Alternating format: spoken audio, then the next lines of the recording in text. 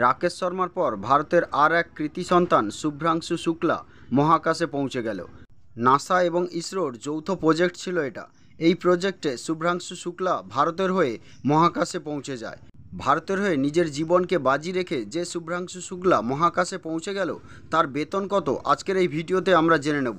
তার আগে বন্ধুদের সবাইকে একটা রিকোয়েস্ট, আমাদের এই চ্যানেলটি সাবস্ক্রাইব করে পাশের নোটিফিকেশন বেলটি প্রেস করে রাখুন, যাতে আমাদের ভিডিওগুলি আপনারা সর্বপ্রথম পেতে পারেন। ইসরোর পক্ষ থেকে অফিসিয়ালভাবে জানানো হয়েছে শুভ্রাংশু শুক্লাকে এক্সট্রা কোনো পারিশ্রমিক দেওয়া হবে না। তাকে সেই পারিশ্রমিকই দেওয়া হবে যেটা সে লেফটেন্যান্ট কমান্ড হিসেবে পেত। ইসরো কেবলমাত্র মহাকাশে গিয়ে তার সমস্ত গবেষণার খরচপত্র বহন করবে।